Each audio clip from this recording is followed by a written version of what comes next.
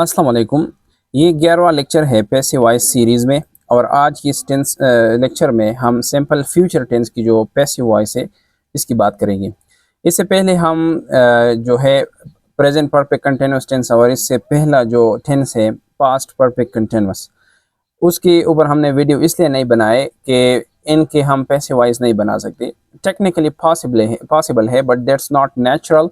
तो इस वजह से लोग जो है या इंग्लिश पीपल जो है और पैसिव वॉइस में वो स्ट्रक्चर ज़्यादा यूज़ नहीं करते। तो इस वजह से हम सिंपली कह सकते हैं कि उनके पैसिव वॉइस नहीं बन सकते। और इसके बाद जो इस टेंस के बाद जो दूसरा टेंस है फ्यूचर कंटिन्यूअस टेंस और फिर लास्ट टेंस जो फ्यूचर परफेक्ट कंटिन्यूअस है।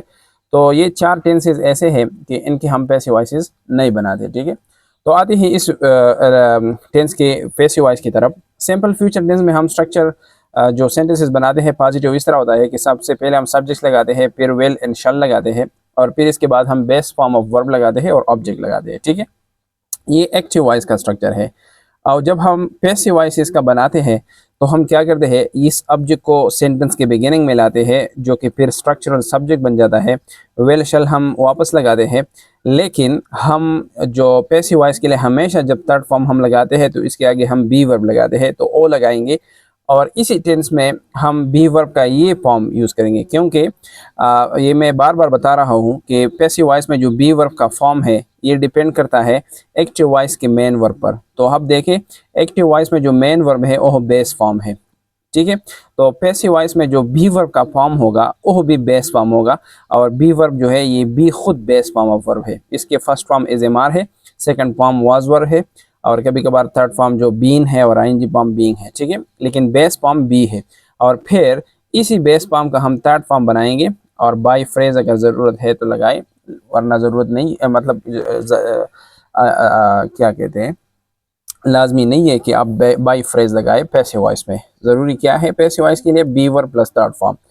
अच्छा, शॉर्टकट अगर हम इस तरह कहें, ये वेल एंड शैल जो है ये मॉडल वर्ब है, मॉडल ऑक्सिलरी वर्ब्स है, और हमेशा मॉडल ऑक्सिलरी वर्ब्स के बाद हम बेस फॉर्म ऑफ वर्ब लगाते हैं। ठीक है, और फिर जब आप इसका पैसिव वॉइस बनाते हैं तो बाकी चेंजेस तो आप करेंगे कि ऑब्जेक्ट सब्जेक्ट की जगह ये सब चीज़ें तो आप करेंगे, लेकिन पैसिव वॉइस में भी हम मॉडल वर्ब, वही मॉडल वर्ब दोबारा यूज़ करेंगे जो ऑलरेडी एक्टिव वॉइस में यूज़ हुआ है, और इसके बाद हम बी लगाएंगे और थर्ड फॉर्म ऑफ वर्ब लगाएंगे। यहाँ एक बात नोट कर ले कि जितनी भी मॉडल वर्ब्स है, सिर्फ ये नहीं जो वेल एंड शल है, ठीक है, जो फ्यूचर इंडेफिनिट टेंस में हम यूज़ करते हैं, जितनी भी मॉडल वर्ब है, well, shall, can, could, may, might, must, ought to, dare, need वगैरह वगैरह, या इसके अलावा जो सेमी मॉडल वर्ड्स है जैसे कि गोइंग टू है, जब भी ये किसी एक्टिव वॉइस में आ जाए और आप इसका पैसिव वॉइस बनाते हैं, ऑब्जेक्ट है ऑलरेडी, तो फिर आपने सेम टू सेम वही मॉडल वर्ब आपने यूज़ करना है इस स्ट्रक्चर के को अप्लाई करते हुए, और इसके बाद आपने बी लगाना है और थर्ड फॉर्म लगाना है। तो सिर्फ वेल एंड शल का इस तरह स्ट्रक्चर नहीं है पैसिव वॉइस का। जितने भी मॉडल वर्ब्स है, अगर आप इसका पैसिव वॉइस बनाना चाहते हैं तो पैसिव वॉइस में वही मॉडल वर्ब लगाए वापस, और फिर इसके बाद बी वर्ब और थर्ड फॉर्म लगाए और बाई फ्रेज। मैंने एग्जाम्पल सेंटेंसेस भी लिखे हैं। मिसाल के तौर पर यहाँ सिंपल फ्यूचर टेंस का जो वेल शल मॉडल वर्ब है वो यूज़ किया है मैंने। I will write a letter. अब देखिए, आई सब्जेक्ट है, वेल राइट कलेक्टिवली वर्ब है, अ लेटर ऑब्जेक्ट है।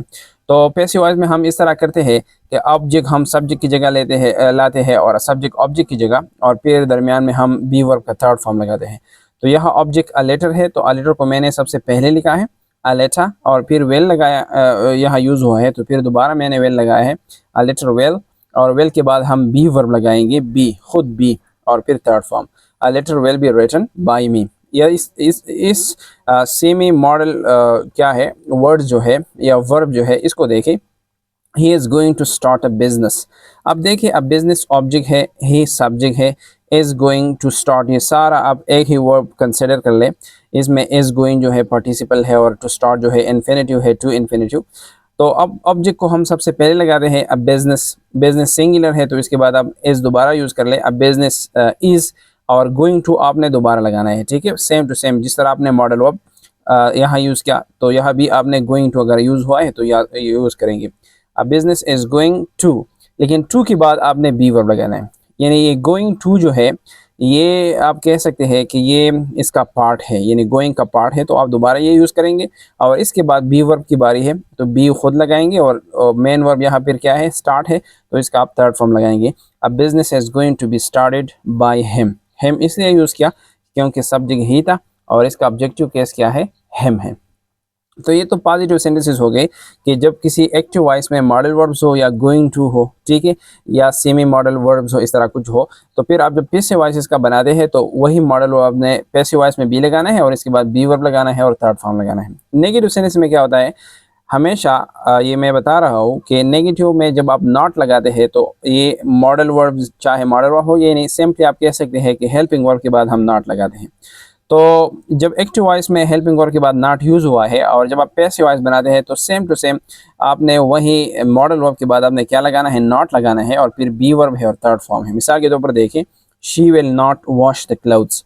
अब जब इसका पैसिव वॉइस आप बनाते हैं तो ये क्लोथ्स जो है ऑब्जेक्ट है, ये सेंटेंस के स्टार्ट में लगाए, द क्लोथ्स विल दोबारा यूज़ कर ले, यहाँ भी नॉट लगाए, द क्लोथ्स विल नॉट, और फिर इसके बाद be verb third form, be washed by हर।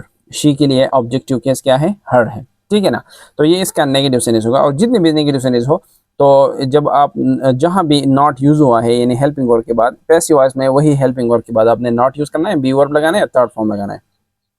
और क्वेश्चन में भी इस तरह है कि जब हम क्वेश्चन बनाते हैं तो सेंटेंस में आमतौर पर हम जो यस नो क्वेश्चन होते हैं वहाँ हम हेल्पिंग वर्ब से क्वेश्चन बनाते हैं या मॉडल वर्ब से बनाते हैं। तो पैसिव वॉइस में भी आप क्वेश्चन किससे स्टार्ट कर लें, मॉडल वर्ब से, और फिर सेम स्ट्रक्चर फॉलो कर लें।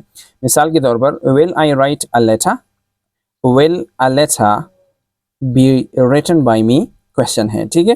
तो ये सारे जितने भी मॉडल वर्ब्स हैं, यस नो क्वेश्चन जब बनाते हैं तो हेल्पिंग वर्ब या मॉडल वर्ब से स्टार्ट होता है, और पैसिव वॉइस में इस तरह। अगर ये WH वर्ड क्वेश्चन हो तो WH वर्ड क्वेश्चन में भी सेम स्ट्रक्चर है। मिसाल के तौर पर विल के आगे मिसाल के तौर पर वाई है, व्हेन है, when will I write a letter, when a letter will be written by me. लेकिन जो एक वर्ड है जैसे कि हु है, जब हु से कोई क्वेश्चन स्टार्ट हो तो अच्छी बात है कि आप वही क्वेश्चन बाय हुम से भी स्टार्ट कर लें, ठीक है, और आखिर में बाय की भी ज़रूरत नहीं है। और हु का जो ऑब्जेक्टिव केस है हुम।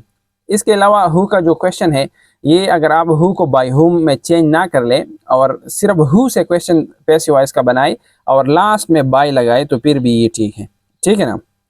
तो लेकिन ज़्यादा तौर पर हम क्या करते हैं, हम हु वाला जो सेंटेंस है, क्वेश्चन है, हम इसको डायरेक्टली बाय होम से कन्वर्ट करते हैं। लेकिन ज़रूरी नहीं है कि हर वक्त बाय होम से आप स्टार्ट कर लें, क्योंकि अगर हु से भी आप क्वेश्चन कर लें और आखिर में आप बाय लगाए तो फिर भी ये स्ट्रक्चर ठीक होता है, ठीक है।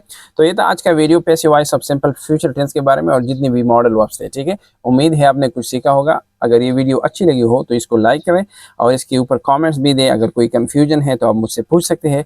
इंशाल्लाह I will try to make you clear about the confusions you have about these videos। और इसी तरह आप मेरे वीडियोस देखा करें, मेरा यूट्यूब चैनल था इस को भी सब्सक्राइब करें। Thank you for watching.